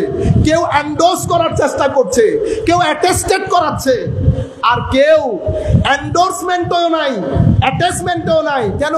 কারণ মানুষের কাছে ধরা খেয়ে যাবে। কি করে? অ্যাপ্রিসিয়েট করে। কি করে? আবার অ্যাপ্রিসিয়েট তো দুই ধরনের, একটা ডাইরেক্ট অ্যাপ্রিসিয়েশন আর একটা ইনডাইরেক্ট অ্যাপ্রিসিয়েশন। মানে ঘুরিয়ে ফিরিয়ে আপনারটাকে আপনি ভালো বলে যাচ্ছেন। আমি কে ভালো কে সত্য কে মিথ্যা এগুলা তো আমরা যাচ্ছি না। তবে আমি আপনাদেরকে একটা প্রশ্ন, ওই প্রশ্নের উত্তর দয়া করে আপনারা খুঁজে বের করবেন। যেই কথাটা বলেছি যদি 40 বছর পরে হয়, তাইলে আমাদের জীবনের যে তিনটা ধাপ, শিশুকাল, যৌবনকাল, বৃদ্ধকাল, তো বৃদ্ধকাল শুরু হয় 40 বছর হচ্ছে last boundary of your being youth. যুবকের এটা লাস্ট বাউন্ডারি। এখন তার মানে হচ্ছে শিশুকাল এবং যৌবনকাল 40 বছর পর্যন্ত নবী আমাদের জন্য উসওয়া না। কিন্তু আল্লাহ বলছেন ওয়ালাকুম ফি রাসূলিল্লাহি উসওয়াতুন হাসানা, তোমাদের জন্য। তো তোমরা কারা? কোচ প্রত্যেক ব্যক্তি জীবনের প্রত্যেকটা ধাপের জন্য আমার নবী উসওয়া, আমার নবী উসওয়া। আরেকটা জিনিস মনে রাখবেন, আমার নবীর জন্মগ্রহণ এটাকে আমরা বলি ইয়ৌমে ভেলাদত, এটা জুহুর বাশারিয়াতে মুস্তাফা। আর আমার নবীর খালক যেটা, নূর যেটা, এটা হচ্ছে আমার নবীর সৃষ্টি, এটা হচ্ছে জুহুরে নূরানিয়। এই জিনিসগুলা নিয়ে সাধারণ মানুষের ভিতরে আমার নবীর শান মান নিয়ে নিচু করা, হালকা করা, এটা ওই মসজিদে দেরার এবং মসজিদে দেরারকে যারা পৃষ্ঠপোষণ করতেন বা পৃষ্ঠপোষকতা করতেন, এটা তাদের পক্ষ থেকে হতে পারে। সত্যিকার অর্থে যাদের ভিতরে বিন্দু পরিমাণ কমন সেন্স আছে, এই খোদা, এই ভদ্রলোক উনি ওনার এক উস্তাদের ব্যাপারে যখন জিজ্ঞেস করা হয়েছে, কি বলছেন জানেন? ও হো হো হো, আমার উস্তাদ তো বাহারুল উলুম। কি বলেছে? বাহারুল উলুম। ও বাহারুল উলুম, ও আপনার উস্তাদ বাহারুল উলুম। আর আমার নবীর ক্ষেত্রে আমার নবী বাহারুল উলুম তো ইন্না লিল্লাহি ওয়া ইন্না ইলাইহি রাজিউন। তাহলে প্যারামিটার হচ্ছে, রুলার হচ্ছে, আপনি ডানেও যেতে হচ্ছে না বামেও যেতে। যেই ব্যক্তির কথাবার্তায় আমার নবীর শানকে বিন্দু পরিমাণ হালকা করা হবে, নবীর ফজিলতের উপর বেদাত এবং শিরকের ফতোয়া লাগাবে, তো বুঝতে পারবেন এটা ওই মসজিদে দেরারের পৃষ্ঠপোষকতা করা হচ্ছে। আমার বক্তব্য শেষ। সম্মানিত উপস্থিতি, গ্যারি মিলার এই আয়াত দুইটা পরে ইসলাম কবুল করেছে। বর্তমানে ডক্টর উমর মিলার হিসেবে পৃথিবীব্যাপী দিন ইসলামের খেদমত করছে। কোরআন আজিম কিতাব, কিন্তু এই জায়গাগুলোতে আমাদেরকে আসতে দিচ্ছে না। ফেতনার মধ্যে আমরা পড়ে যাচ্ছি। ফেতনা চার কারণে হয়, হয় মূর্খতার কারণে, নতুবা নফসানিয়তের কারণে, নতুবা বলয় বা গোড়ামির কারণে, অথবা বাইরের পয়সার কারণে। জাহাল, হাওয়া, অথবা তাশাদ্দুদ, অথবা বাইরের সহযোগিতা। এই চারটা জিনিস আপনাদেরকে আস্তে পৃষ্ঠে জড়িয়ে রেখেছে। আমাদেরকে অনেক আগে হযরতে রাসূল পাক সাল্লাল্লাহু আলাইহি ওয়াসাল্লাম হাদিসে পাকের মধ্যে ইরশাদ করছেন, এটা হযরতে আব্দুল্লাহ ইবনে মাসউদ রাদিয়াল্লাহু তাআলা আনহু কর্তৃক বর্ণিত। উনি বলেছেন শরীয়তের দৃষ্টি তিনটা। কোরআন, কোনো কিছু কোরআনে খুঁজবো, না পেলে হাদিসে। আচ্ছা, আমি কি কোরআনে খুঁজতে পারবো? আমি পারবো। বুঝতে পেরেছেন? আমাকে কাদের কাছে যাইতে হয়? আমার উস্তাদদের কাছে। উস্তাদ বাদে আমাদের কোনো গত্যন্তর নাই। তাইলে শরীয়তের দৃষ্টি হচ্ছে কয়টা? কোরআন, সুন্নাহ এবং উলামা। কোরআন, সুন্নাহ এবং উলামা, এটা শরীয়তের দৃষ্টি। যুবকদেরকে বোঝানো হয়েছে এই সমস্ত মৌলবীদের কথা শুনিও না, তোমরা কোরআন সুন্নতের দিকে চলে যাবে। আপনারা জানেন বাংলাদেশের সমস্ত বিশ্ববিদ্যালয়গুলোতে ছেলেরা এই আকীদা পোষণ করে, মৌলবীদের কাছে যায়ও না। আমার আল্লাহ বলছেন মৌলবীদের কাছে যাইতে, রাসূল সাল্লাল্লাহু আলাইহি ওয়াসাল্লাম বলছেন মৌলবীদের কাছে যাইতে। আর আমাদের ছেলেদেরকে শেখানো হচ্ছে they are backward, they don't know how to speak in English, they are not modern, that's why we should not go to them, we should consult with Quran and Sunnah directly। আপনারা বুঝতে পেরেছেন? আপনারা কি করতেছেন এখন direct, কিন্তু আমার নবী সাহাবায়ে কেরাম আল্লাহর কোরআন আমাদেরকে বলছে আতিউল্লাহ ওয়া আতিউর রাসূল ওয়া উলিল আমরে মিনকুম, কোরআন সুন্নাহ এবং উলামা। হযরতে আব্দুল্লাহ ইবনে মাসউদ উম্মতে মুসলিমা ঐক্যমত্য এই বিষয়ে। কোন উলামা যদি একটা মত দেন এটাকে আমরা কিয়াস বলি, সমস্ত উলামা যদি মত গ্রহণ করেন এটাকে আমরা ইজমা বলি। আলটিমেটলি ব্রডারলি স্পিকিং আমরা এটাকে বলি কোরআন সুন্নাহ এবং উলামা। কেন? কারণ উলামা জমিনে আল্লাহর পক্ষ থেকে বিশেষ রহমত, তাদের মাধ্যমে কোরআন এবং সুন্নতের মাসআলাগুলো হল হয়। কোরআন এবং সুন্নাহ প্রত্যেক শতাব্দীতে জিন্দা থাকে আল্লাহর এই সমস্ত মর্দে হকগুলোর মাধ্যমে। মনে রাখবেন হযরত আব্দুল্লাহ ইবনে মাসউদ বলেছেন কোরআন সুন্নাতে যদি না পাও তো কোথায় যাব? তো কোরআন সুন্নাতে না পাইলে ফালিয়াকদি বিমা কুতিয়া বিহিস সালিহুন, তো তোমার এলাকার উলামায়ে কেরাম যে বিষয়ে মত দিয়েছে সেই বিষয় গ্রহণ করো। আপনারা বুঝতে পেরেছেন? তাহলে আমি এই আয়াত থেকে দুইটা কথা বলে ইউথের জন্য আমার বক্তব্য শেষ করে দিচ্ছি। সম্মানিত ইউথ, যুব সমাজ, দেখেন আমরা কাজ করতে চাই না, ফেসবুক নিয়ে সারাদিন পড়ে থাকি, ঠিক না? এবং মাস্টার্স পড়ে ফেলতেছি। এক একজনের বয়স 30-35 বছর হচ্ছে, এখনো আমরা বাপের হোটেলে খাচ্ছি, বাবাও কিছু বলতে পারছে না। আপনি বিন্দু পরিমাণ বুঝতেছেন না আপনি আপনার সময়গুলোকে কিল করছেন। আসলে কি আপনি আপনার সময়কে কিল করতে পারবেন? Nobody can kill time. কেউ কিন্তু সময়কে হত্যা করতে পারে না, সময় মানুষকে হত্যা করে। সময় মানুষকে হত্যা করে। আগামী বছরের কুরবান অবশ্যই আসবে, কিন্তু কুরবানের সাথে আমি আসবো কিনা সন্দেহ আছে। সেই কারণে সময় আমাকে হত্যা করে, আমি সময়কে না। আল্লাহ আমাকে বড় একটা উদ্দেশ্য নিয়ে সৃষ্টি করেছেন। আপনি দেখেন এই মধু পোকা আল্লাহর সৃষ্টির একেবারে সামান্য একটা জিনিস না, ক্ষুদ্রাতি ক্ষুদ্র। এই মধু পোকাকেও আল্লাহ অপরিসীম অসম্ভব মর্যাদাপূর্ণ একটা উদ্দেশ্য নিয়ে সৃষ্টি করেছেন। যেহেতু তাদের সৃষ্টির পেছনে উদ্দেশ্য অনেক মহান, আল্লাহ তাদেরকে ঘর বাঁধতে বলেছে উঁচু জায়গায়। কোথায়? তুমি হয় পাহাড়ে, নয় গাছের চূড়ায়, অথবা ছাদে। 3 জায়গায় তুমি ঘর বাঁধবে। তাহলে আমাদের দৃষ্টি কি করতে হবে? উপরে নিয়ে যেতে হবে। মধু পোকার পেছনে সৃষ্টি যেহেতু মহান, তাদের ঘর বাঁধতে বলেছে মহান জায়গায়। এরপরে কি করব? এরপরে সুম্মা কুলি, কি খাবো? তো সুম্মা কুলি বলে আমার আল্লাহ বলছেন মিন কুল্লি সামারাত, পবিত্র জিনিস, হালাল জিনিস, সুন্দর জিনিস খেতে বলেছে, যেখানে সেখানে মুখ লাগাইতে নিষেধ করেছে। কেন? উদ্দেশ্য মহান, উদ্দেশ্য মহান। এরপরে কি বলেছে? এরপরে বলেছে ফাসলুকি সুবুলা রব্বিকি জুলুলা, ফাসলুকি সুবুলা রব্বিকি। 3 নম্বর নির্দেশ।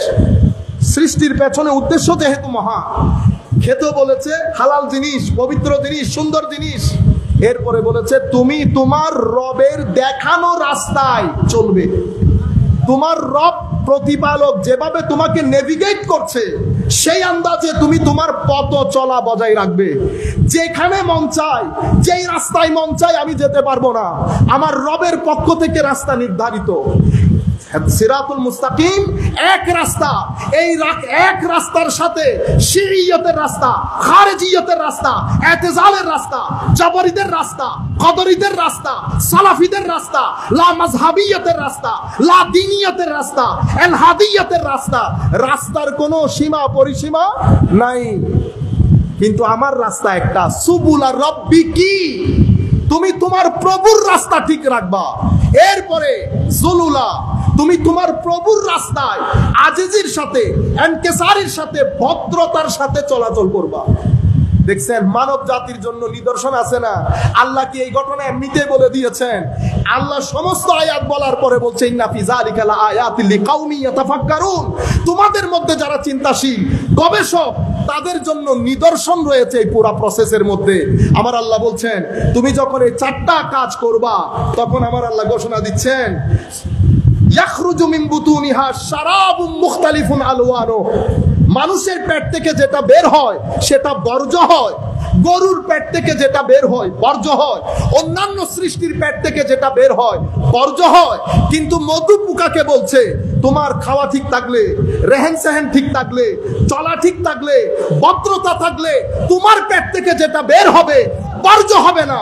ফিহি শিফাউল লিন্নাস, সেখানে মানুষের জন্য হিলিং থাকবে, নিরাময় থাকবে। এই কাজ আল্লাহর ওয়ালিরা করে। আল্লাহর ওয়ালিরা চিন্তা চেতনা বড় রাখে, খাওয়া দাওয়ার ক্ষেত্রে হারাম হালাল রাখে। আল্লাহর ওয়ালিরা ভদ্রতা হয়, আল্লাহর রাস্তা বাদে ডানে বামে দেখে না। সেই কারণে মধু পোকার পেটের মধ্যে শেফা দান করে, আর আল্লাহ আল্লাহর ওয়ালিদের সিনার মধ্যে শেফা দান করে। আল্লাহ আল্লাহর ওয়ালিদের সিনার ভিতরে, এখানে শারাবুন মুখতালিফুন আলওয়ানু, আর ওখানে সিনার ভিতরে খাস নূর আল্লাহ দান করেন, কুরবতের নূর, মাইয়াতের নূর, কত জাতের নূর আল্লাহ দান করেন। সেই নূরের মাধ্যমে মধু পোকার মধু থেকে যেমন শেফা হয়, আল্লাহর ওয়ালিদের সিনার নূর যখন চোখ দিয়ে মুখ দিয়ে বের হয়, এটার মধ্যেও লাখ জনতার হেদায়েতের শেফা হয়ে যায়। আপনারা বুঝতে পেরেছেন, আমি আর কথা না বলি। ওয়া মা আলাইহিম ইল্লাল বালাগুল মুবিন। এমনি তো অনেক লম্বা হয়ে গেছে। আসসালামু আলাইকুম।